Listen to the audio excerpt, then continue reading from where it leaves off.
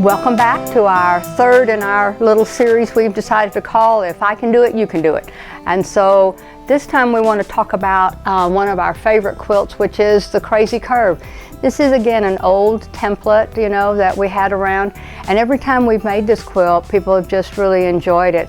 So it's very easy to sew this curve, which I'm going to show you how to do. But first of all, we want to just take a look at the different quilts that we made and how different it can be. It takes 20 fat quarters to make this quilt, and what you're looking for is highs and lows in contrast.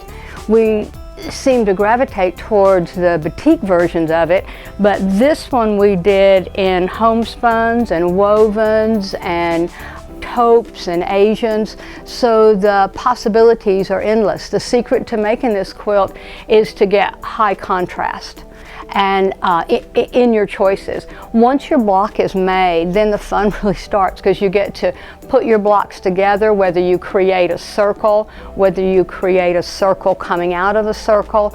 All of this is done on your design wall, and all of this is the fun playing.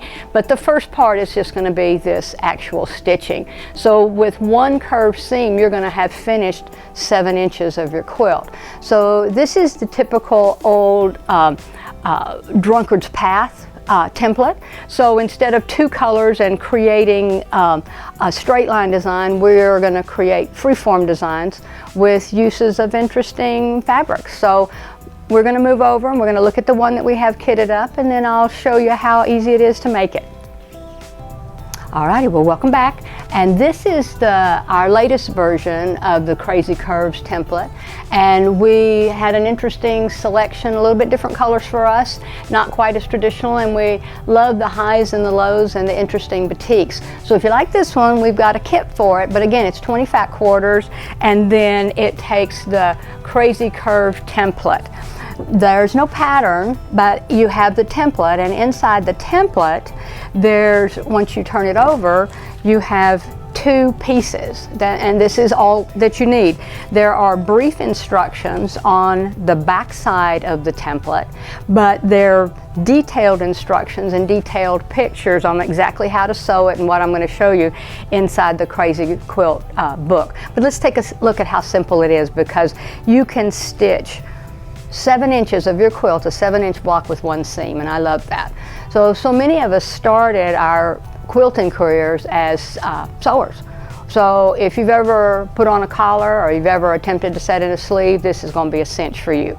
If you haven't, it's just going to have a little bit of manipulation, but I'm going to show you how to do it, okay? So we're going to start with our 20 batiks, and all you're going to do is take your batik and fold it up to the selvage edge and then fold it over. So now you have a fold at the top and 2 folds on the side. So you're just going to lay that down on your mat, and you're going to put your templates on it. Now, the templates will lay just on your fat quarter. So the hard part about this is cutting. If you don't have a great mat that twists when you do, you'll find yourself cutting in awkward positions. So this mat that flips around allows you to do all of the cutting in the same direction. So if I have my templates on, I can cut around, I can cut up, I can cut everything in one direction, rotate my mat, and continue cutting everything that is in one direction. So I'm never having to cut back on myself or try to turn it around. Even these curves are easy to cut with your rotary cutter. So once you've done the cutting, now the fun part starts, because you have all the pieces. So it's going to be the combination of lights and darks that make your blocks.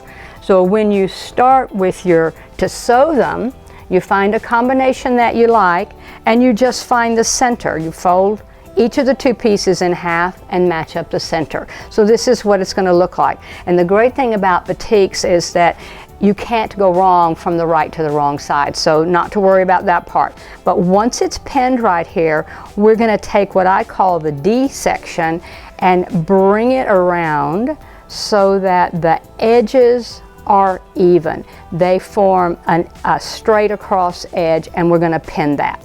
Once we have that pinned, it's going to look like this.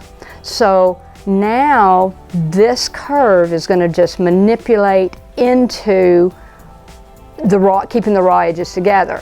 So the first thing you want to do is sew straight down about 1/4 of an inch to anchor it, and then just think of it as putting on a collar, in that you're going to manipulate the bottom edge around, stitching your 1/4 of an inch until you get to your pin.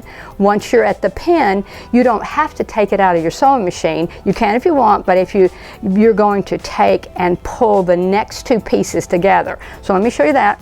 This is what I've done so far. I stitched it down, see how my edges are even, and I've stitched to my pin. So I can take my top pin out, pull it around, and now you're going to bring these 2 edges together, and you want them to be straight across and straight in the corners so that it looks like this.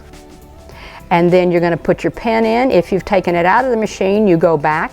If you haven't, you just start again. And now again, you're going to manipulate that bottom row around, so that the actual bottom fabric around, so that when you stitch, you're able to stitch all the way across. And by doing that, you're going to have a block at the end that comes out with edges that are even. When you're finished, you're going to press, and you're going to press it towards the inside. It's flat pressing, not ironing. That's where we all go astray, is when we iron these things. I do like to use spray starch on my fabrics before I get started. It seems to give them a little bit more stability. So now, once I have made all my combinations, now the fun starts about laying them out. So when you start to lay yours out, you're going to want some contrast. You're going to want areas that you have a circle coming out of a circle, coming out of a circle. So you need a design wall and then some patience, and you just start playing and moving around to create something that you like. There's no right or wrong, there's no better or worse, but it is a lot of fun to work with. So we hope you've enjoyed that. If you want to think about our kit, we have it online on our website at creations-online.com. We also have the templates, if you want the large template, and then if you really want some good directions, there are clear picture directions right in this little book. The book also includes a little smaller template and how to use that as well. But we thought maybe just starting off today, we always took the easy way and just used the bigger template. So we appreciate you coming and spending your time with us, and I hope you've enjoyed this video. Maybe you've gotten a tip or two about sewing curves. I hope so. And just remember, if I can do it, you can do it. And we are so glad to have you, and we're just eager for the day when we'll be talking in person. Thanks for seeing us.